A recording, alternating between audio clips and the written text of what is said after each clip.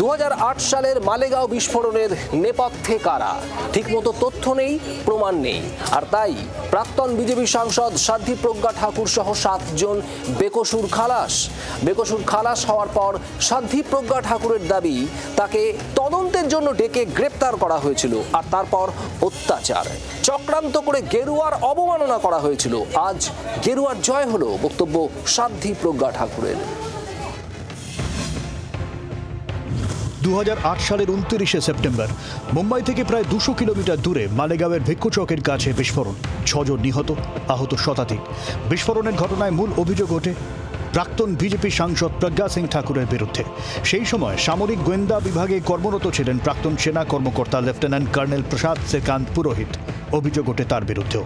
পরের মাস অর্থাৎ অক্টোবরেই হেমন্ত কারকারের হাতে গ্রেফতার হয়েছিলেন সাধ্বী। কারকারে 26/11 মুম্বাই হামলায় যিনি শহীদ হন, যে কারকারের বিরুদ্ধে কুমন্তব্য করে পরে বিতর্কে জড়ান সাধ্বী। 2011 সালের এপ্রিল মাসে তৎকালীন ইউপিএ নেতৃত্বাধীন কেন্দ্রীয় সরকার মালেগাঁও বিস্ফোরণের তদন্ত এনআইএর হাতে হস্তান্তর করে। মোট 323 জন সাক্ষী এই বিস্ফোরণের ঘটনায় সাক্ষ্য দেন। আসামি পক্ষের হয়েও 8 জন সাক্ষী ছিলেন। সাক্ষ্য প্রমাণ হিসেবে আদালতে পেশ করা হয় মোট 10,800টিরও বেশি নথি। উভয় পক্ষের লিখিত বক্তব্য 1300 পাতারও বেশি।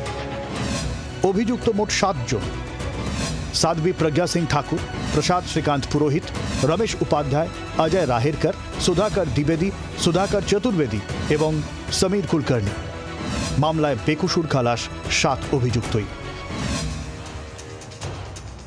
এদিন মামলার রায় ঘোষণায় বিশেষ এনআইএ আদালতের বিচারক বলেন, বিস্ফোরণ ঘটানোর জন্য শক্তিশালী আরডিএক্স ব্যবহার করা হয়।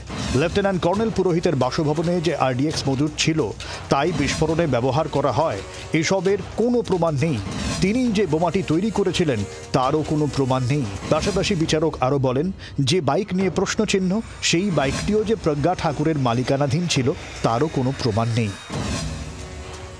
যাদের নাম আপনি বললেন বেকসুর খালাস হয়েছে, তাদের অনেকের মধ্যে কোনো অন্যায় আছে কিনা, সন্ত্রাসবাদ আছে কিনা বলতে পারবো না, কিন্তু একথা ঠিক যে মালেগাঁও বিস্ফোরণে তাহলে কেউ তো দায়ী।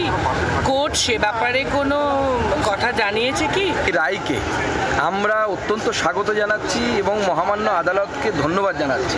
মাননীয় অমিত শাহজি রাজ্যসভায় বলেছেন যে হিন্দু কখনো আতঙ্কবাদী হতে পারে না, হিন্দু কখনো সন্ত্রাসবাদী হতে পারেন না। আজকে আদালতের রায় সেটা প্রমাণ করলো। মালেগাঁও বিস্ফোরণের পর হিন্দু সন্ত্রাসবাদের আখ্যা তৈরি করেছিল হাত শিবির। সেই দাবি ঝুটা প্রমাণ হলো, বলছেন সাধ্বীর আইনজীবী। 17 साल के संघर्ष के बाद ये बात साबित हुआ कि भगवा आतंकवाद नाम की कोई चीज नहीं है, और भगवा आतंकवाद के नाम पर उस समय की कांग्रेस सरकार ने 2009 के लोकसभा चुनाव में जाने के पहले लोगों को झूठे केस में फंसाया था। মালেগাঁও বিস্ফোরণের সময় মনমোহন সরকারের শিল্পমন্ত্রী ছিলেন কমলনাথ। তার দাবি উচ্চ আদালতে আবেদন করা হবে। इससे प्रभावित है वो जरूर अपील करेंगे। बीजेपी कह रही है कि हिंदू आतंकवाद का जो कांग्रेस ने बनाया था वो सब शिकूफा फेल हो गया। हिंदू आतंकवाद, देखो ये बीजेपी कुछ भी कहे, अंत में कोर्ट का फैसला है और ये अपीलेबल है, इसका अपील जरूर करेंगे। হেমন্ত কারকারের নেতৃত্বাধীন তৎকালীন মুম্বাই অ্যান্টি টেরোরিস্ট স্কোয়াডের তদন্ত আর এনআইএ তদন্ত সম্পূর্ণ আলাদা। ফলে মুক্তি পেলেন সাধ্বীরা। কিন্তু প্রশ্ন থেকেই গেল, ঘটনার নেপথ্যে তাহলে কারা? ব্যুরো রিপোর্ট, জি 24 ঘন্টা। বাংলার আওয়াজ, বাঙালির আবেগ, জি 24 ঘন্টা।